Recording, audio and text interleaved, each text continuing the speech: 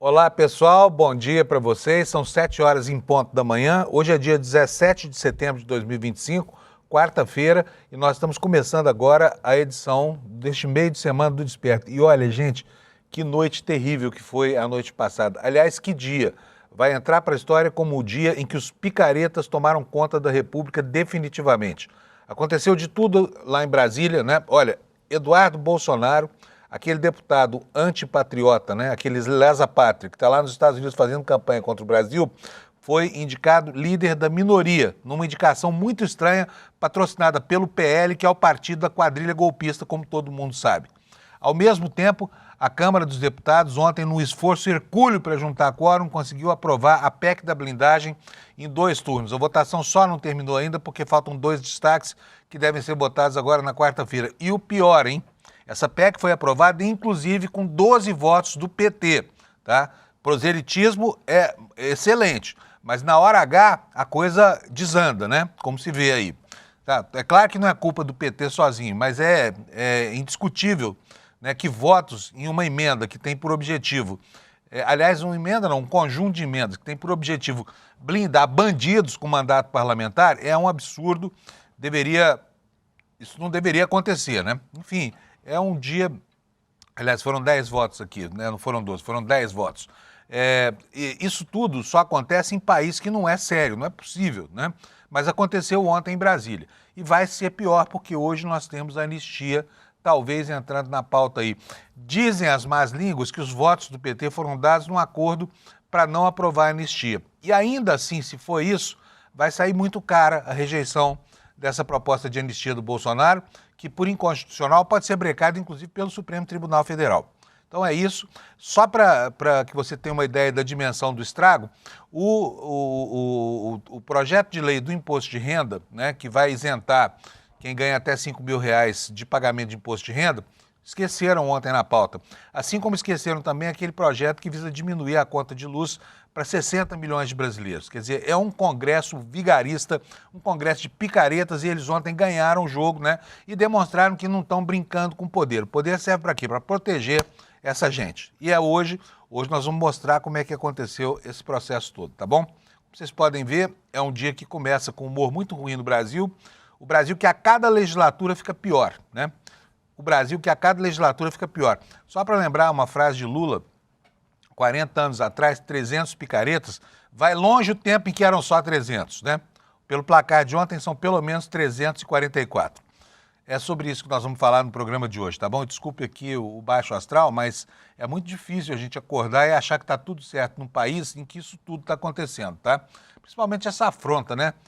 Além da construção desse paradigma de impunidade dessa PEC da blindagem, essa história de nomear um sujeito com a vileza de um Eduardo Bolsonaro, líder do grupo minoritário no Congresso, ou seja, daquele grupo que se opõe ao governo federal, e esse grupo terá como o seu grande representante um deputado que está faltando sistematicamente as sessões, que marcou pela última vez o ponto na Câmara no mês de março, no começo do mês de março, e se escafedeu para os Estados Unidos, onde faz essa campanha abjeta contra o Estado brasileiro e contra a população brasileira. Olha, o Eduardo Bolsonaro foi uma espécie enfim, foi plantado em São Paulo pelo Bolsonaro, pelo pai, para se eleger por aqui. Ele tem vínculo nenhum com São Paulo. Ainda assim, fez a maior votação entre todos os candidatos do Brasil. Por quê? Porque estava ali cacifado pelo pai, né? O eleitor paulista deve estar muito arrependido da escolha que fez, sabe? E se não está muito arrependido, é porque é sócio do Trambique. Então vamos lá? Deixa eu chamar meu querido amigo Alex aqui. Bom dia, Alex. Bom dia, Panunzio. O Alex hoje está preocupadão, gente. Por quê? Porque vai ter River Plate diante do Palmeiras, lá na Argentina. Não é isso, Alex? Isso mesmo, Panunzio. Bom dia, primeiramente, comunidade. Bom dia, Panunzio. Hoje é um dia muito importante para a história do futebol brasileiro. História, que nem diz o Eduardo Moreira. Eu tô sendo tô aumentando um pouco só pra dar aquela emoção de um palmeirense, mas é brincadeiras à parte. Hoje, 9h30, teremos o jogo entre Palmeiras e River Plate lá no MAS Monumental. Lembrando que o estádio passou por uma reforma e vai contar com mais de 82 mil torcedores argentinos, então vai ser uma pedreira aí pela frente. Lembrando que o Palmeiras em 2020 enfrentou o River Plate lá na Argentina, lá naquela época da pandemia e tudo. O Palmeiras ganhou de 3-0 lá. E aqui perdeu de 2-0. Foi um jogo que eu tava voltando da faculdade, fiquei muito em choque, fiquei muito atento à situação, porém hoje, tomara que se repita aquele placar de 3-0, porém vai ser uma pressão enorme. A gente tem que aproveitar para que o time do River Plate não tá 100% encaixado e tentar uma vitória fora de casa para trazer essa classificação aqui no Allianz Parque, Panuso. Se prevalecer a tradição, né? Porque aí nesse duelo Palmeiras e River Plate, quem está jogando em casa sempre perde. É o que tem acontecido nos últimos jogos, né? Isso. Então, torcer para que hoje o Palmeiras consiga passar por ele, né? Mas como diz aqui o Alex, não vai ser fácil. E o que mais que nós temos? Alex, deixa eu te fazer uma pergunta. Que história é essa que tem infiltração do... Eu sei que isso não é novidade, tá bom? Mas agora surgiu a informação de que um dos lavadores de dinheiro do PCC emprestou, cedeu, alugou, não sei, um imóvel para os jogadores, para alguns jogadores do Corinthians usarem. O que é isso? Que diabo de coisa que tem a ver com o PCC com o Corinthians? Então, Panuso, o Ministério Público aqui de São Paulo está apurando se o Corinthians utilizou o imóvel do traficante vulgo alemão, que é ele tem ligação com o PCC aqui na zona leste da capital. O que acontece, Panuso? O Corinthians utilizava o imóvel desse traficante para aluguel dos seus jogadores. Entre eles está o Rodrigo Garro, o Fausto Vera, que não está mais no clube e está atuando no Atlético Mineiro, e recentemente o Thales Magno. Lembrando que eles não são suspeitos, mas o Ministério Público, o promotor quer que eles sejam testemunhas sobre o ocorrido e o que é o promotor Cássio Roberto Concerino, para se manifestarem como testemunhas. Então, Panuso, o Corinthians também afirmou que está à disposição da justiça para colaborar com a situação. Então, o clube utilizava apenas o imóvel desse traficante alemão para aluguel dos seus jogadores. Então, o Ministério Público quer entender um pouco mais dessa situação envolvendo o clube paulista, Panuso. Isso, o aluguel se fala é moradia, né? Eles viviam lá nesse imóvel, é isso? Isso, lembrando que né? Os jogadores, quando são contratados, a maioria não tem uma casa fixa, eles alugam um imóvel para passar o contrato assim. Então era essa intermediação entre o Corinthians e esse traficante que o Ministério Público quer apurar um pouco mais sobre o caso e entender o que acontecia, Panuso. Pois é, gente, olha aí, o futebol é igual a tudo na sociedade, está sujeito também a todo tipo de influência, né, nefasta que acontece. E é bom lembrar que o Gritzbach, que foi aquele sujeito que foi morto lá no aeroporto de Cumbica, também tinha ligações aí, né, indiretas que fossem, com uma empresa que fazia assessoramento esportivo no Corinthians. O nome da empresa é UJ Football Talent, né? Sim. Então é a segunda vez e começa a pipocar, né? E aí a gente vê, olha, as coisas que estão acontecendo com um olhar de incredulidade, né? Porque quando a gente vê o PCC atuando como máfia, agora já não se fala mais em crime organizado, se fala como máfia mesmo, porque né, foram 2 execuções cinematográficas aí, essa que aconteceu no fim do ano passado, lá no aeroporto de Cumbica, e agora o assassinato do Dr. Rui, que foi delegado-geral de polícia lá na Praia Grande, né? Foram cenas de filme de gangster, né? E a gente viu, olha, só para lembrar, hein, gente, vocês viram nas imagens, né, do assassinato do delegado Rui, a ação daqueles homens que pareciam ser muito experimentados com o uso de armas. Só para lembrar, o Gritzbach, né, que morreu no ano passado, quem o matou, os acusados, são 12 policiais militares. 12 policiais militares. Então, quando a gente fala de infiltração, de infiltração do PCC, nós estamos falando de infiltração em todos os sentidos, não é só nos clubes de futebol não, tá? Estamos falando também na instituição que deveria combater o crime organizado, que é a Polícia Militar, não é isso, Alex? Isso mesmo, lembrando, Panuso, que o José Carlos Gonçalves, que tem esse vulgo alemão, ele está sendo investigado desde 2020 pela Polícia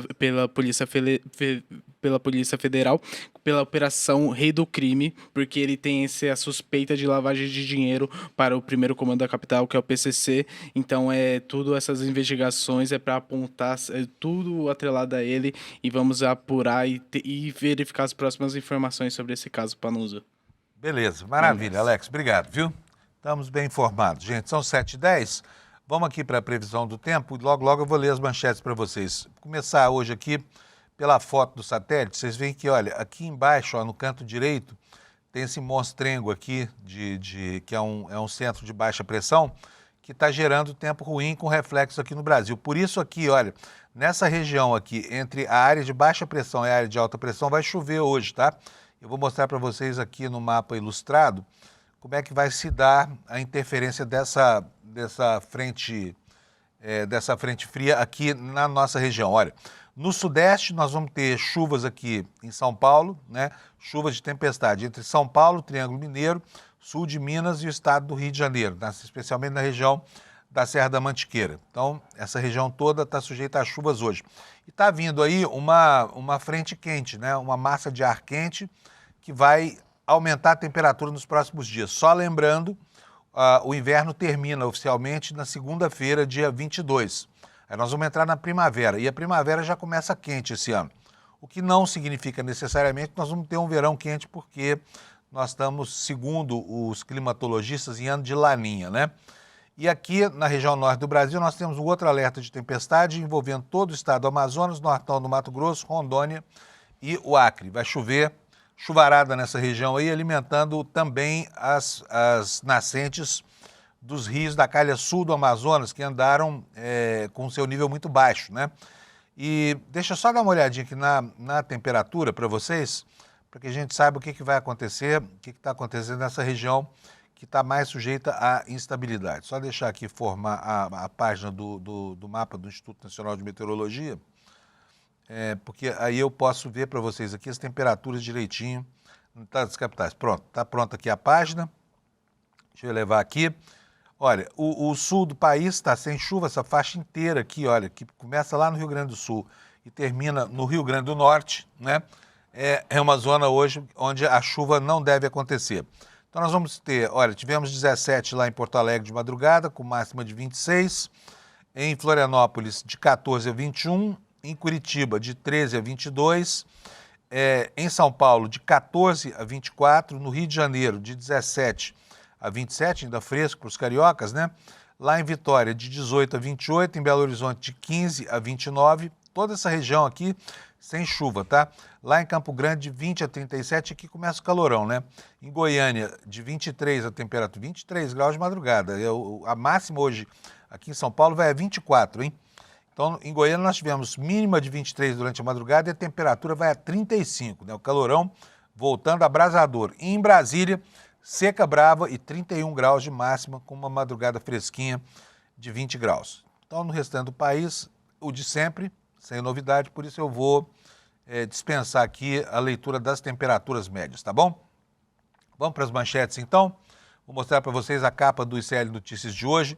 Olha só que bela manchete o Chico Alves preparou para a gente aqui, olha, Congresso da Vergonha, né? Poderia ter sido também Congresso sem vergonha, porque o que aconteceu ontem foi uma ação desavergonhada, né, de um presidente tímido, sem força nenhuma, que está aí sendo levado, né, pelo caudal de opiniões do grupo mais venal da política brasileira, que é o Centrão misturado com a extrema-direita, né? Aliás, eles se confundem muito, né? Mas durante a madrugada foi um show de horrores lá no Congresso em Brasília, né? Foi preciso muito esforço para conseguir os votos necessários para aprovação dessa PEC da vergonha, né? A PEC da impunidade. E daqui a pouquinho eu vou explicar para vocês como é que vai funcionar essa PEC, tá bom? Por enquanto vou ficar aqui com a leitura da manchete, né?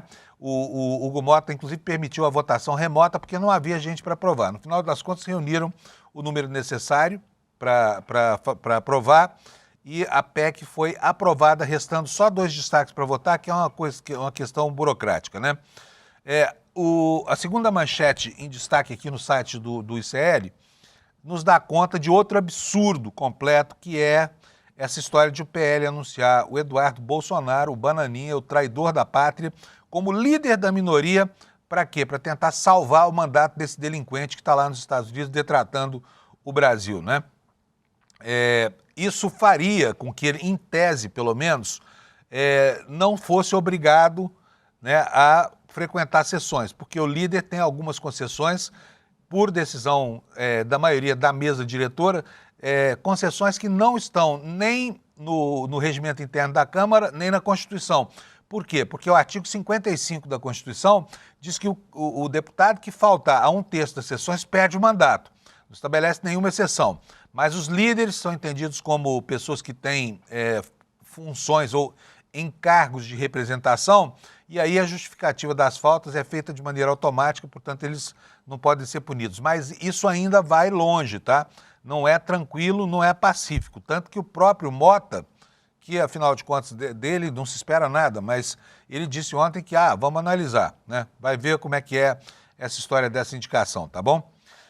Bom, o Bolsonaro ontem passou mal, teve uma crise de soluço, dizem os filhos que chegou ao hospital, deve estar com pressão baixa e foi internado lá. Chamaram a equipe médica daqui de São Paulo, a equipe médica da USP foi lá para Brasília, daí a nossa manchete, a equipe médica do Hospital das Clínicas da USP vai para Brasília avaliar o Bolsonaro, né?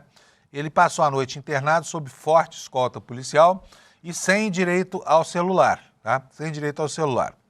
Então essa foi a nossa segunda manchete. Gente, foi uma madrugada horrível, fala sério, hein?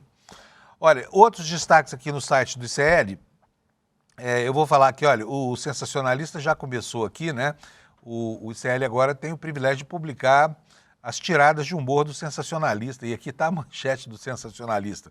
Bolsonaro deposita esperanças na votação da anistia. Vou torcer feito um condenado. Você pode ler isso aqui no site do ICL Notícias, tá bom? E os juristas alertando aqui, como último destaque, que a PEC da blindagem é inconstitucional. Será que vai adiantar alguma coisa? Mais uma vez o Congresso afrontando o Supremo Tribunal Federal, e é por aí que a gente vai começar a ver as coisas que aconteceram ontem. A primeira notícia equivale à nossa primeira manchete, Congresso da Vergonha, Congresso sem vergonha, como você quiser ler isso. Eu vou ler aqui para vocês. A Câmara dos Deputados aprovou em segundo turno o texto base da proposta de emenda à Constituição que prevê autorização da Câmara ou do Senado para o Supremo Tribunal Federal processar deputado ou senador, a chamada PEC da impunidade. Foram 344 votos a favor e 133 contra o texto em segundo turno. Para concluir a votação, os deputados ainda precisam analisar dois destaques que podem alterar alguns pontos da proposta. Votação ocorrerá em uma outra sessão, em data ainda a ser definida, mas pode ser hoje, tá? Pode ser hoje ainda. No começo da madrugada dessa quarta-feira, o plenário rejeitou por insuficiência de quórum a exigência de votação secreta para a Câmara ou Senado decidirem se o parlamentar pode ser processado criminalmente pelo Supremo. Foram apenas 296 votos a favor do voto secreto, quando o mínimo para manter a regra é de 308 votos. Portanto, pelo menos isso não passou, né? E por uma diferença muito pequena, só 12 votos faltaram, para vocês terem ideia do que o Congresso está aprontando, né? O deputado Gilson Marques, do Novo de Santa Catarina, deu argumentos contra o voto secreto, como a falta de transparência, a dificuldade do eleitor saber como pensa seu representante, menos responsabilidade do parlamentar e incentivo à corrupção. Qual a vergonha de apresentar o seu voto? Qual a vergonha de defender a sua posição, de atuar como representante se o voto é sigiloso? Questionou ele, né? E logo após a votação do destaque, a sessão do plenário foi encerrada. Esse aqui é o relator, tá? Lendo aqui essa proposta indecorosa que passou ontem, né? Tornando muito mais difícil para o Congresso processar um parlamentar. Antes de dizer exatamente o que muda, eu quero mostrar para vocês como é que foi o encaminhamento dessa proposta ontem lá no Congresso. A questão do sigilo foi a que calou mais fundo, né? Essa que não teve os votos suficientes para se fazer aprovar.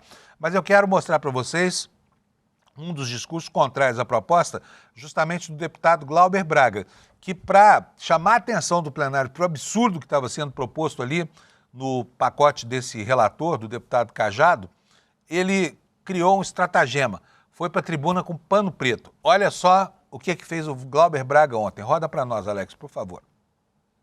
Eu não quero desrespeitar o regimento, Então eu pergunto ao senhor, eu posso fazer um discurso com a minha cara coberta aqui para o conjunto dos parlamentares desse plenário?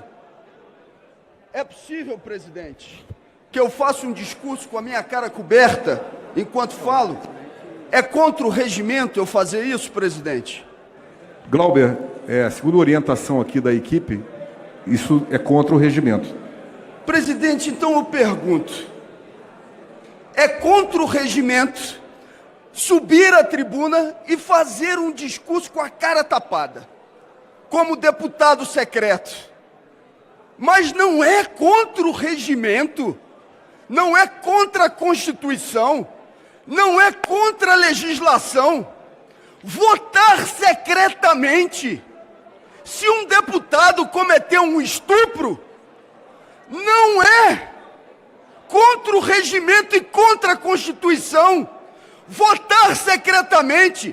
Se um deputado foi pego em flagrante cometendo um homicídio. É duro, né? Felizmente não passou, não tiveram cara de pau suficiente para aprovar isso que o Glauber tentou evitar ontem, porque é um absurdo mesmo. Se o regimento não permite ao parlamentar ocultar o rosto por trás de um pano preto, por que o eleitor pode não saber do que o seu próprio parlamentar fez de maneira secreta lá na sessão, né? Agora vamos mostrar aqui pela direita, né, alguns encaminhamentos, começando pela deputada Bia Kicis, bolsonarista raiz, que explicou que a perspectiva deles era aumentar ainda mais a impunidade, era blindar mesmo, fazer uma couraça ali de tungstênio em volta dos parlamentares para que a justiça não os alcance. E quando a gente está falando isso, nós estamos dizendo de gente que está usando, né, a sua prerrogativa para afrontar a lei, como você vai ver daqui a pouco. Por enquanto, vamos ficar com o encaminhamento que a Bia Kicis deu ontem, justificando o seu desejo de aumentar ainda mais a blindagem contra o processo dos picaretas do Congresso. Roda para nós, por favor.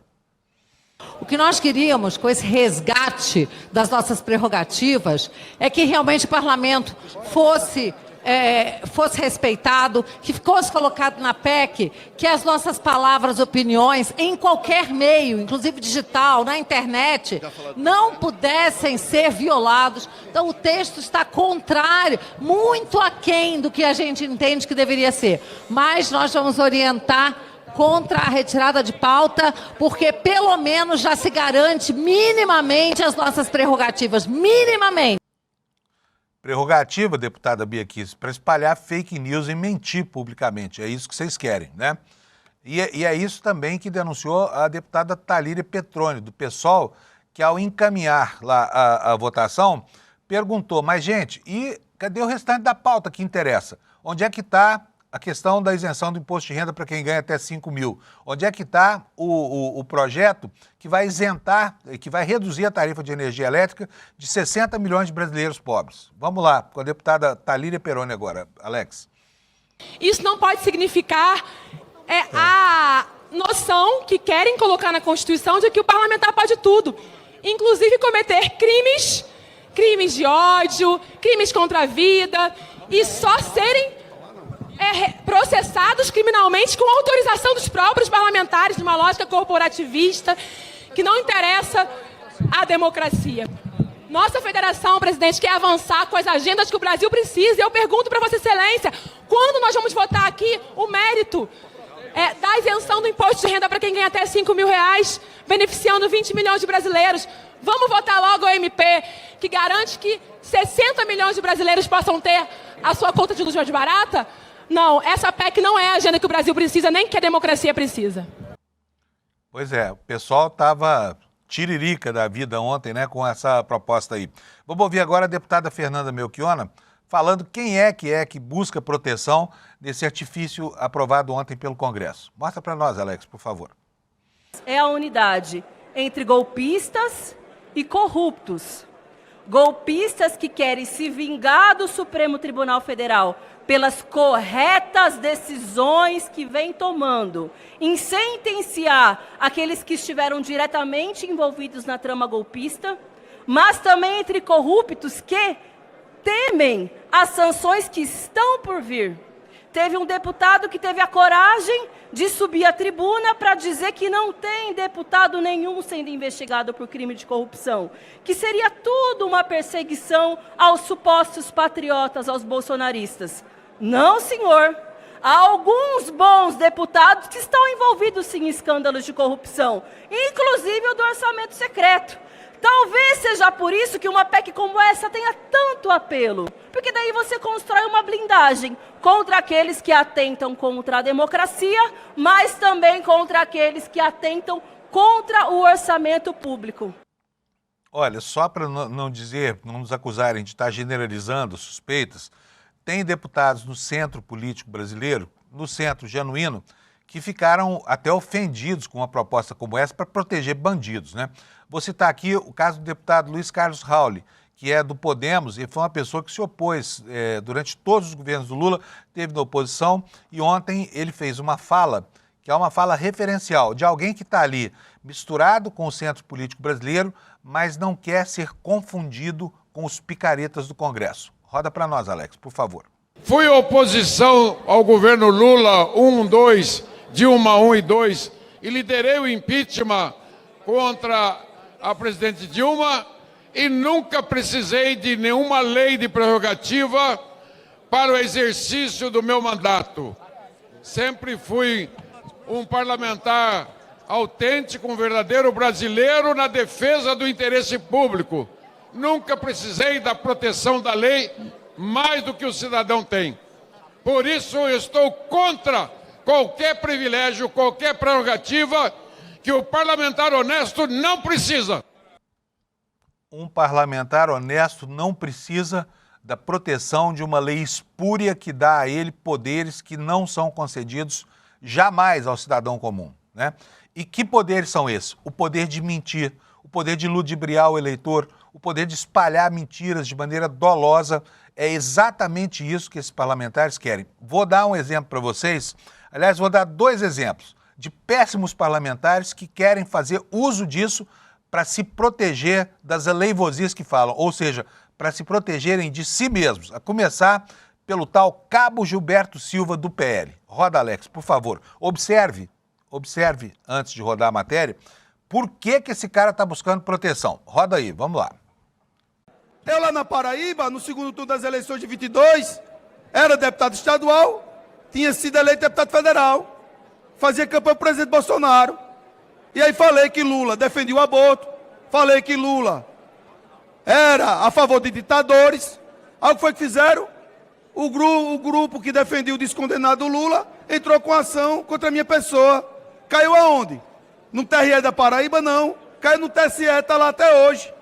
E se eles colocarem para votar e caçarem o meu mandato, eu vou recorrer a quem? Eu vou recorrer a quem? A nosso Senhor Jesus Cristo, é? Isso é uma vergonha que está acontecendo no parlamento. Ou seja, o pilantra quer ganhar a eleição espalhando mentira, dizendo que Lula é a favor do aborto. É uma mentira clássica, é fake news. Isso foi, inclusive, objeto já de deliberação do Tribunal Superior Eleitoral e ficou muito claro que isso é uma inverdade clássica. Então, o que esse Cabo Gilberto quer? Ele quer se proteger das besteiras, das bobagens que ele falou, né, das aleivosias que são lançadas para ganhar uma eleição no tapetão, porque ganhar uma eleição mentindo não é bonito para ninguém, né? A não ser para esses pilantras que não têm o que defender da sua dignidade pessoal. Então ficam se escondendo da justiça usando esse anteparo legal que eles mesmos inventaram ontem. Quer ver outro caso? Gilvanda Federal. Eu vou mostrar para vocês a fala e depois eu vou explicar por que ele está dizendo o que disse. Roda para a gente, por favor, Alex. Eu estou indo na Polícia Federal para depor de algo que eu falei aqui na tribuna. Eu tenho mais 3 processos no STF por algo que eu falei. Ou seja, a esquerda está dizendo que é para privilégios para deputado. Não, aqui nós estamos exigindo o artigo 53. Deputados e senadores são invioláveis civil e criminalmente por suas opiniões. E eu estou indo agora depor na Polícia Federal por algo que eu falei aqui no Congresso Nacional.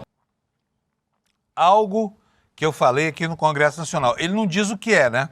Mas então eu vou dizer para vocês. Ele chamou a Gleisi Hoffmann, que é ministra da Secretaria das Relações Institucionais hoje, de prostituta, tá?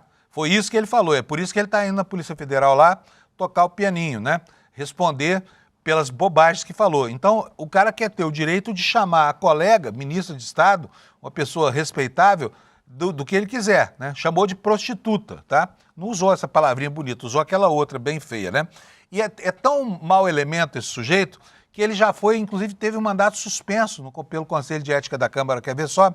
Vou lembrar aqui para vocês, olha, em maio passado, tá? A gente tem memória curta, mas eu estou aqui para lembrar para vocês. Olha, Hugo assina suspensão do mandato da Gilvanda Federal após ofensas à Gleice. O Conselho de Ética aprovou na terça-feira 6, né, nesse caso aqui é 6 de maio passado, né, a suspensão cautelar. Esse mau elemento ficou 3 meses fora do Congresso. Olha aí, ó, Gilvanda Federal. Pega a bandeira do Brasil e bota no ombro como se fosse, assim, defendê-lo, né, do conceito que esse cara goza. Agora, eu fico pensando aqui, o eleitor que vota num sujeito como esse merece o deputado que tem, né? O que a gente que não votou, a gente, sinceramente, não merece isso, que armem uma couraça dessa para proteger esse tipo de gente, né? Que acha que porque tem um mandato, muitas vezes comprado, com voto pago ao eleitor, pode fazer qualquer tipo de absurdo e desrespeitar a legislação, né? Eu vou ler aqui para vocês o trechinho da matéria da CNN. O presidente da Câmara dos Deputados, Hugo Mota, oficializou a suspensão cautelar do mandato de Gilvanda da Federal do PL do Espírito. Isso lá em maio, tá? Despacho publicado no dia 6 de maio. O despacho dizia o seguinte, olha, considere-se o deputado Gilvanda Federal suspenso cautelarmente do exercício do mandato por 3 meses nos termos da decisão do Conselho de Ética e Decoro Parlamentar desse documento. Então nós temos aí 2 bons exemplos. Um confessando que fez fake news, que quer imunidade para falar que o Lula é a favor do aborto, e o outro que xingou a colega de prostituta, né, a ministra de prostituta, e teve, de tão ficha suja que é, o mandato suspenso por decisão de um Conselho de Ética, que é o Conselho de Ética da Câmara, tá? Não estamos falando de uma Câmara de Gás, do Tribunal de Nuremberg, não. Estamos falando do Conselho de Ética da Câmara, que é absolutamente leniente com posturas, inclusive antirregimentais dos deputados, né? Então é isso. Agora vamos ver o que muda a partir da aprovação desse projeto, porque é muito importante a gente saber aonde é que as coisas vão se complicar no Brasil nas próximas semanas, nos próximos anos, talvez, né? Caso isso não sofra uma volta, não vai acontecer, tá? Não vai acontecer. Isso vai vigorar, vai ter gente reclamando ao Supremo, com certeza. O Supremo está numa posição dificílima aí, porque é uma decisão, né, dos parlamentares que diz respeito às próprias prerrogativas parlamentares. Então, provavelmente, isso aqui vai prevalecer, tá? Como é que é? Bota para nós na tela, por favor, a projeção. Como é que fica o julgamento dos deputados e senadores? Eles passam a ser julgados só pelo Supremo Tribunal Federal. Não é a partir do momento que começa o mandato, é desde a expedição do diploma, tá? Que acontece normalmente 2 a 3 meses antes de começar o mandato. Ou seja, foro privilegiado para eles. Como é que serão as prisões e os processos criminais? Os membros do Congresso simplesmente não podem mais ser presos. Só em flagrante delito e ainda assim de crime inafiançável. E também não podem ser processados, nada disso sem prévia autorização da Casa Legislativa. Então isso aqui vale para a Câmara, vale para o Senado, mas vale para as 27 Assembleias Legislativas do Brasil. São 26 e mais a Câmara Legislativa do Distrito Federal, né? Vale para todo mundo. É uma quantidade incrível de gente sujeita a esse tipo de privilégio aqui. A licença para processar, que deve ser expedida pela Casa Legislativa. A autorização para processar deve ser deliberada em até 90 dias, por votação secreta. Isso aqui não passou, tá? E por maioria absoluta. Mas a vontade deles é que a votação fosse secreta e a autorização para o processo necessitaria de maioria absoluta. Ou seja, uma minoria absoluta poderia muito bem conseguir bloquear qualquer tipo de investigação, inclusive de deputados, né, que cometem crimes gravíssimos, como, por exemplo, estupro, assassinato. Tem gente que, por exemplo, lá tem 2 notórios deputados que atropelaram gente, estão lá na Câmara até hoje, né? Então tudo isso serve para esse tipo de gente aí. Vamos ver lá. Suspensão da prescrição. Se a licença for negada, né, para processar, então pelo menos a prescrição fica suspensa enquanto durar o mandato. O prazo prescricional não corre, porque se continuasse correndo, ao final do mandato, muitos dos crimes teriam sido prescritos, né? E como é que vai acontecer a prisão em flagrante, né? Olha, a Câmara tem 24... A Câmara não, a Casa Legislativa, tá? Qualquer uma, as Assembleias, a Câmara, o Senado, tem 24 horas para definir por voto secreto, era o desejo, não passou, sobre a prisão e a formação da culpa. E olha, e aqui tem mais uma aberração, tá? Que são essa história dos novos julgados pelo STF, os novos que vão ser julgados pelo Supremo Tribunal Federal. Por exemplo, Valdemar da Costa Neto, presidente do PL. A partir de agora, passa a ter também a prerrogativa de foro, ou seja, presidentes de partido com representação parlamentar terão direito ao mesmo privilégio de se tornarem cidadãos inimputáveis. Se você está contente com isso, parabéns para você, o seu fígado deve ser de chumbo, né? Porque o meu está aqui revirado e cheio de bile, de raiva mesmo, de uma gente tão perniciosa quanto esses deputados, 344, que tiveram a coragem de apresentar um projeto absurdo como esse, né? Licencioso como esse. Tá? Pode tirar da tela para mim, Alex, por favor? Então é isso, você já sabe tudo o que aconteceu.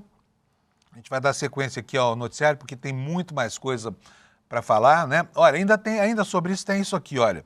No site do ICL Notícias também. Os juristas estão alertando que essa PEC da blindagem é inconstitucional, né? Vamos ver o que diz aqui a matéria escrita pelo Kleber Lourenço.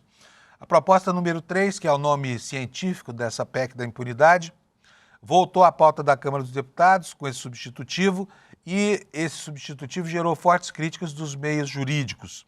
O texto altera dispositivos da Constituição, os artigos 53 e 102, ampliando as prerrogativas dos parlamentares. Os dois principais pontos do substitutivo, que foi aprovado ontem, reforçam a blindagem, né? Mais juristas afirmam que o substitutivo retoma mecanismos de blindagem que já foram superados pela Constituição de 88. Por quê? Porque a Constituição buscou equilibrar as relações entre poderes. Em um parecer enviado à coluna, o jurista Marco Aurélio de Carvalho, que é coordenador do Grupo Prerrogativa, aquele grupo de advogados progressistas e garantistas, destacou que o texto invade as atribuições exclusivas da Justiça. Diz aqui o Marco Aurélio. O problema é que o projeto pretende não só controlar eventual prisão em flagrante ou cautelar de parlamentares, mas pretende, por assim dizer, controlar a própria formação da culpa. Ao falar em formação da culpa, ele está substituindo uma função que é do judiciário. Essa emenda ofende a tripartição dos poderes, que é cláusula pétrea.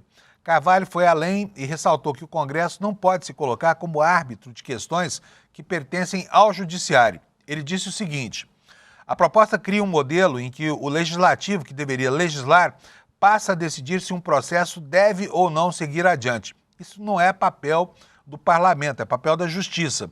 E quando se tenta alterar essa lógica, o resultado é a desfiguração de quem? Do Estado Democrático de Direito. O constitucionalista Pedro Serrano, outro progressista, outro do Grupo Prerrogativas, reforçou essa crítica, chamando a atenção para o desequilíbrio institucional que essa medida provoca.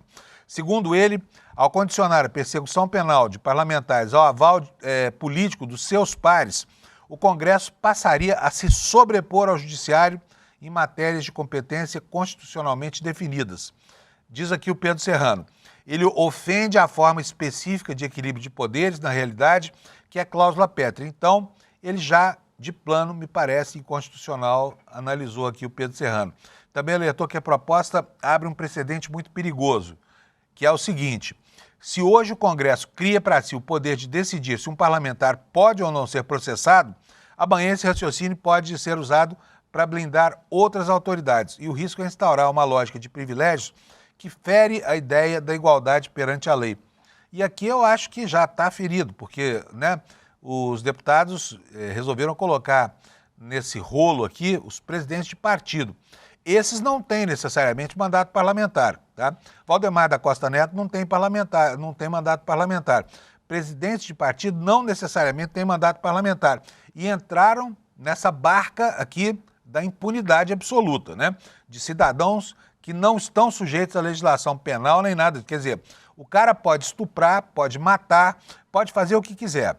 Pode, enfim, esquartejar, que o Congresso, se quiser, vai negar à justiça o direito de processar o criminoso, tá bom? Ainda segue aqui a matéria do Kleber, dizendo que especialistas ressaltam que a PEC tem um caráter autossalvacionista, porque isso reduz a possibilidade de responsabilização de deputados e senadores durante o exercício do mandato. Além de fragilizar a capacidade de atuação do Supremo Tribunal Federal, o texto estabelece mecanismos que garantem proteção corporativa e dificultam qualquer tentativa de investigar ou de punir parlamentares. Há também críticas ao voto secreto, que não passou, né, felizmente, porque isso fere o princípio da transparência e abre espaço para negociações obscuras dentro das casas legislativas. Então está aqui, é um projeto cheio de problemas, já foi aprovado, faltam apenas 2 destaques, não vão mudar a natureza dessa excrescência aprovada pelos deputados, mas isso tudo ainda vai para o Senado, né? Não se espere um comportamento muito diferente, mas há uma chance de que alguma coisa seja mudada nisso. E eu repito aqui que essa proposta espúria, essa proposta que é uma excrescência, foi aprovada inclusive com o voto de parlamentares do PT, o que é uma vergonha. O líder do partido, o deputado Lindbergh Farias, encaminhou a votação contra, mas 10 votaram do jeito que entenderam, ou seja, votaram a favor de transformar parlamentares de qualquer nível de poder em seres diferenciados da maioria, seres inimputáveis, seres fora do alcance da justiça. E por falar em seres fora do alcance da justiça, nós temos um outro exemplo aqui, que é outra vergonha para o país, né? É uma mácula incrível. Como é que um deputado federal se propõe a fazer o serviço que esse pilantra do Eduardo Bolsonaro está fazendo lá nos Estados Unidos e ainda por cima ganha a proteção dos colegas dele para que ele seja salvo da refrega de ter que responder com o mandato pelas faltas a que está sujeito, justamente porque resolveu ir lá para a terra do Mickey Mouse, né? E ontem o PL fez aprontou enfim, um trambique mesmo para o país, né? E está aqui na manchete. Aliás, eu tinha dito, Alex, que a gente não ia mostrar a cara ao auditório, mas nós vamos mostrar agora, tá? Prepara aí para a gente, por favor. Olha aqui, olha, gente, olha que absurdo. O PL anunciou que o Eduardo Bolsonaro, a partir de agora, é o líder da minoria para tentar salvar o mandato. Antes de ler para vocês, eu vou mostrar o momento em que esse movimento aqui de salvação desse sujeito, que é um lesa-pátria, que é um traidor da pátria, foi anunciado por quem? Justamente pela atual líder da minoria, que agora já é ex, né? Quem é? A catarinense Carol de Tone. E anunciou isso como se fosse a coisa mais normal do mundo. Transformar um lesa-pátria no líder da minoria, né? Representando assim os partidos que são voz dissonante em relação ao governo. Roda pra gente ver esse momento lindo da política brasileira. Por favor, Alex.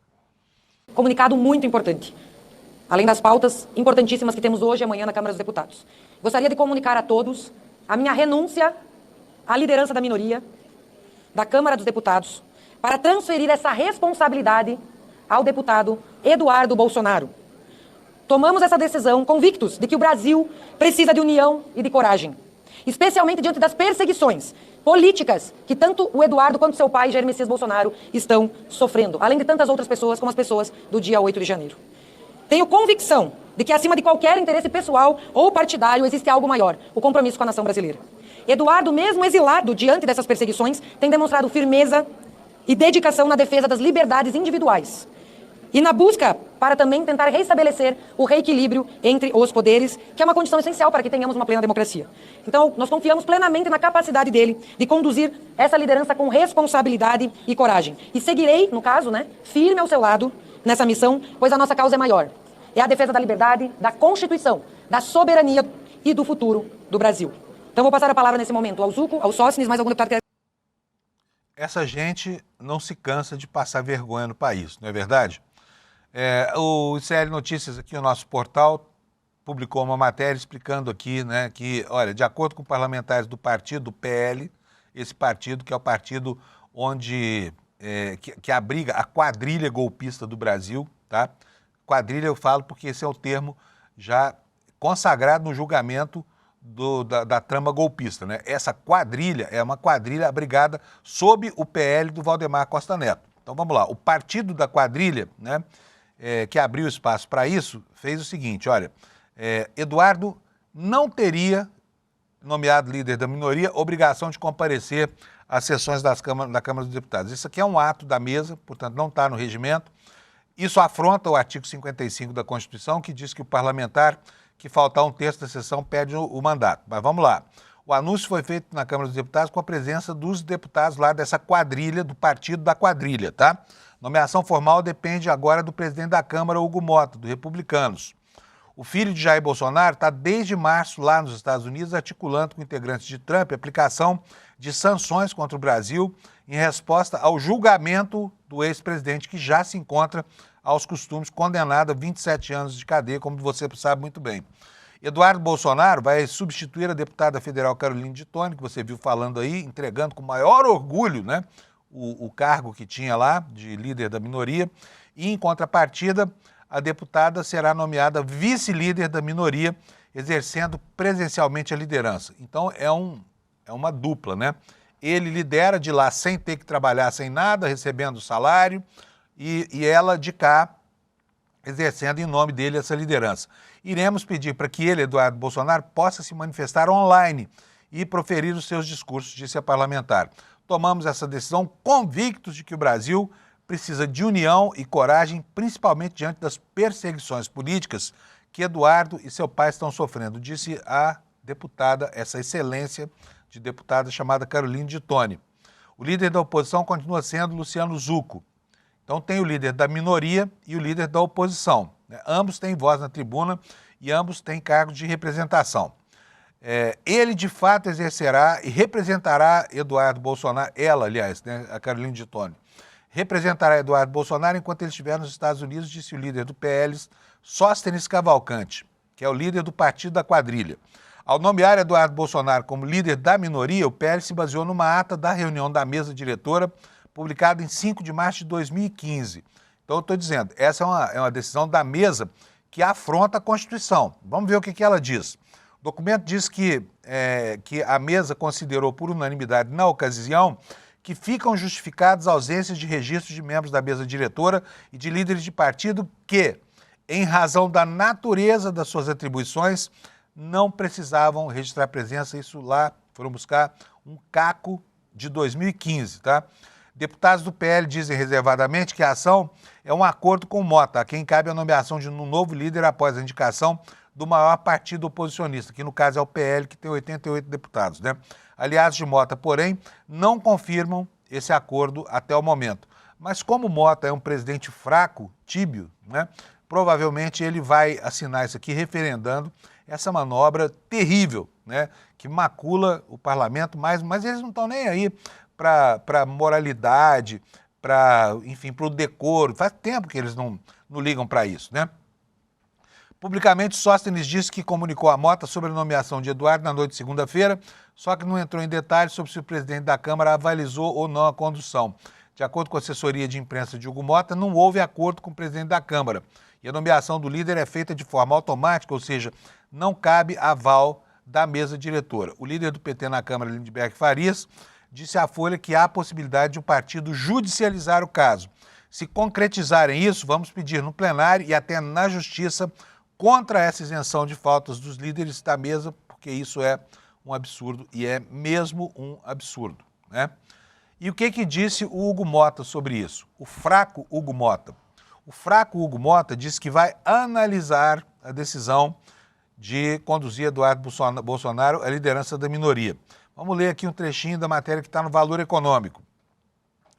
O presidente da Câmara dos Deputados, Hugo Mota, disse que irá conversar com as bancadas e com a oposição sobre a indicação do lesa-pátria Eduardo Bolsonaro, que mora nos Estados Unidos, ao cargo de líder da minoria. O que ele disse? Tenho que registrar que a escolha de líderes não depende da presidência da casa, já tirando o seu corpinho fora, né? Isso é um caso atípico. Vamos conversar com a oposição, com as bancadas e faremos a análise, disse Hugo Mota durante sessão de votação nesta terça-feira, dia 16. A deputada Thalíria Petroni, do PSOL, disse que já apresentou um ofício ao presidente da casa, solicitando que ele negue a indicação de Eduardo Bolsonaro à liderança sob o argumento de manobra para impedir a perda do mandato por faltas, né? E aqui eu vou chamar a sua atenção para um artigo que eu mesmo escrevi para o portal dos Jornalistas pela Democracia. Quero ler aqui para vocês, para que vocês tenham uma ideia do custo que representa a vagabundagem do Bananinha, que agora, né, volta aí reconduzido para... A matéria está aqui, ó, reconduzido pelos seus colegas lá do partido da quadrilha, a condição de líder da minoria. Saiba quanto custa a família golpista que não trabalha e recebe do PL dinheiro que é do fundo partidário. E dinheiro do fundo partidário é dinheiro do contribuinte brasileiro, né? Vamos lá, olha, Eduardo Bananinha, R$1.200.000 para suas férias golpistas. O deputado Eduardo Bolsonaro, que está foragido nos Estados Unidos desde o início do ano, recebeu sem trabalhar neste 2025 R$ 139.098,57 como pagamento de salário entre janeiro e março. A Câmara informa que desde abril estão sendo efetuados descontos pelas faltas enquanto ele segue em sua campanha antipatriótica lá junto ao governo Trump. No site da Câmara não está especificado quanto é que foi pago, tá? A gente precisa conferir no futuro se existe a confirmação de que está sendo descontado mesmo, porque lá simplesmente não existe informação nenhuma. Bananinha, como ele é conhecido, também já recebeu este ano R$ 12.759 de auxílio moradia de janeiro a março, é o que está lá no site da Câmara. Mas as despesas do deputado golpista são muito maiores quando comparadas às chamadas verbas de gabinete utilizadas para pagar cabos eleitorais, locações de carro, compras de combustível e outras despesas de representação. Por exemplo, né, impulsionamento na internet, contratação de assessoria e consultoria de mídia, essa coisa toda. A grande fonte de renda da família Bolsonaro, qual é? É exatamente o fundo partidário do PL, que é dinheiro público, tá? É dinheiro público. E é custeado pelo pagador de impostos. O PL, aliás, paga quase todas as contas que tem só com essa fonte, ou seja, com o dinheiro do fundo partidário. Portanto, quase tudo é tudo, tá? Vem do bolso do contribuinte. Você está pagando essa conta aqui. Olha, o partido dos Bolsonaro, sabe quanto já recebeu esse ano do fundo partidário? É brincadeira, é dinheiro que não acaba mais. R$ 98.870.946,13 de janeiro a agosto. Em dezembro, essa conta, somando todo o dinheiro do fundo partidário, vai chegar a R$ 170 milhões, 170 milhões, tá? Para custear os 88 conspiradores que o partido mantém lá na Câmara Federal. Aí o que acontece com uma fração desse recurso? Uma fração desse recurso vai para a família Bolsonaro, que vive como parasita, mamando na teta do contribuinte por intermédio do Partido Liberal. O aluguel da casa de Michele e Bolsonaro é custeado pelo partido desde 2023, quando Bolsonaro voltou da sua temporada na Flórida. Na época, o partido informou que o aluguel seria de R$ 12 mil. Esse valor, corrigido pelo IPCA, eleva a alocação para R$ 13.500 por mês. Só que isso é só o valor do aluguel, porque o partido também paga outras despesas, como, por exemplo, o condomínio e o IPTU, né? E recolhido lá dentro dessa casa, o Jair Bolsonaro segue recebendo salários pagos pelo PL de R$ 33.873,67, mesmo valor que é pago a Michele, que também ganha mais R$ 33.873, tá? Aí, olha só, somando o valor pago a Michele e Bolsonaro, nós temos esse ano 300.928 até o mês de agosto, tá? O pessoal já ingressou com uma representação perguntando ao TCU se a casa de um sujeito que está preso e não trabalha e o salário dele podem continuar sendo pagos, né, com dinheiro público, porque afinal de contas é dinheiro do contribuinte, ainda que o PL seja um partido que gerencia a aplicação desse recurso, né? E essa tese de que o mau comportamento dos políticos não merece acolhida nem dentro do partido, está lá expressa também no regimento do PL, que diz o seguinte, lá no artigo 44, inciso 10º, agir com improbidade, não pode, hein? O que fala esse artigo? Que o parlamentar, o filiado ao partido não pode fazer. O que ele não pode, segundo o texto do regimento do PL, tá? Do estatuto do PL, agir com improbidade ou má exação no exercício de cargo, função pública ou partidária ou assumir conduta pessoal reprovável.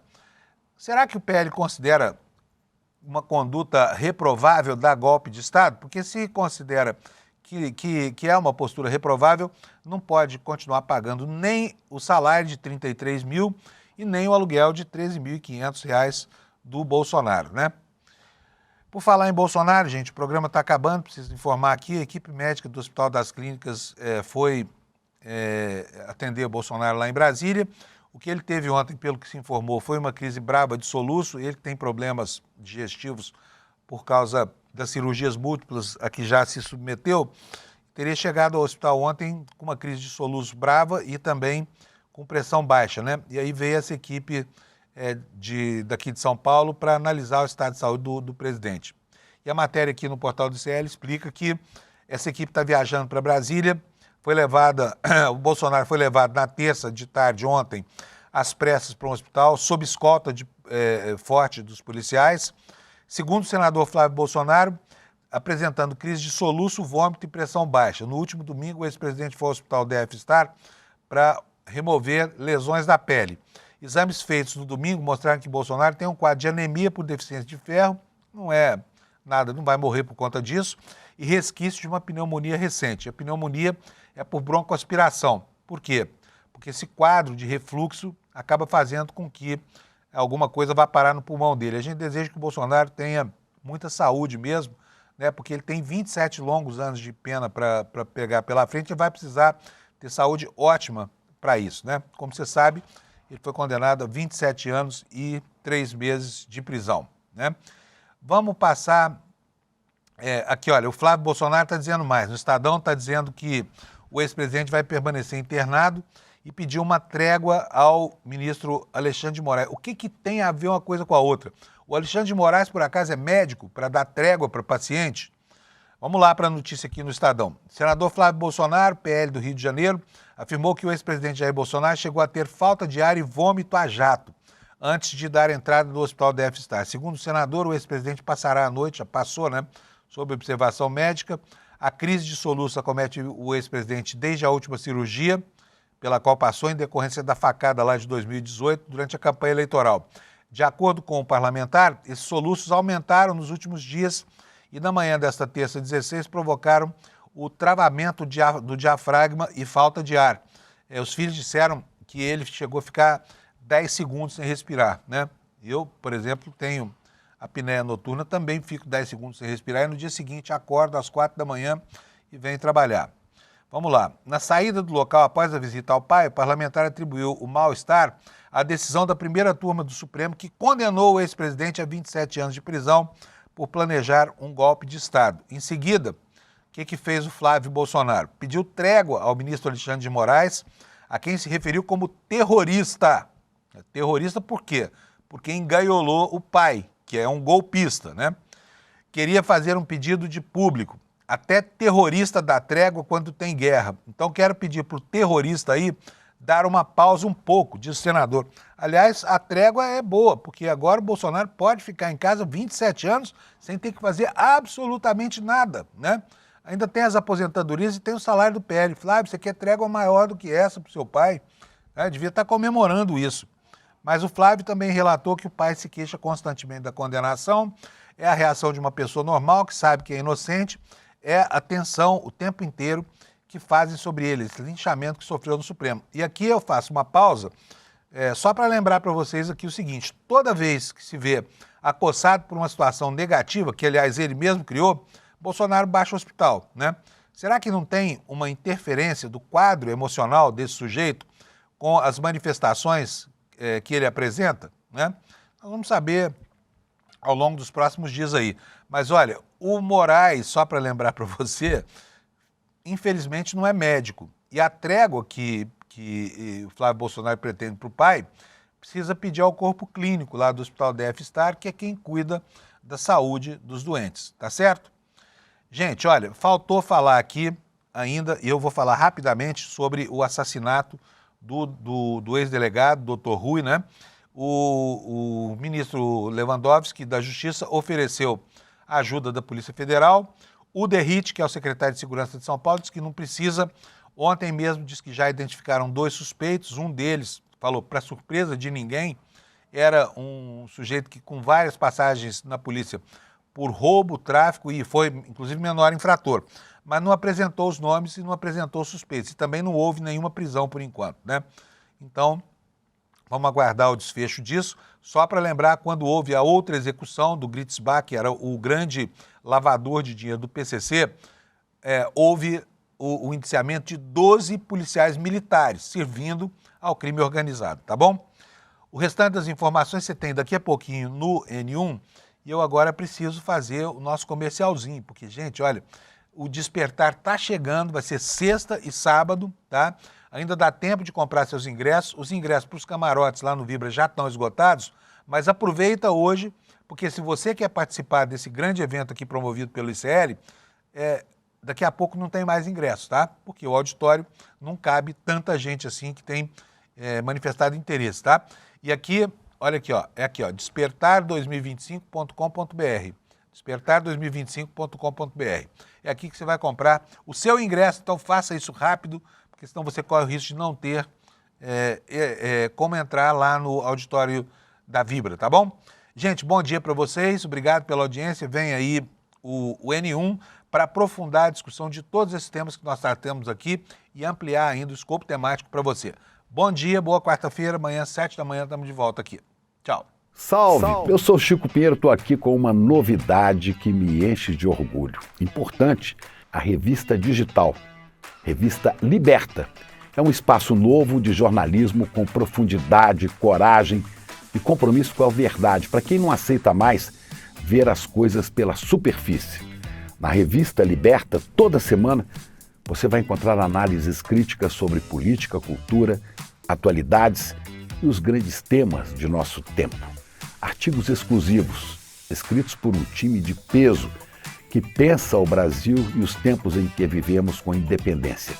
Faça sua assinatura agora mesmo acessando icl.com.br/revista e atenção, se você já é aluno de algum curso do ICL, tem desconto exclusivo para entrar com a gente nessa jornada. E venha com a gente, a informação de verdade é a base da liberdade. Revista Liberta, ICL em profundidade. Só o conhecimento liberta.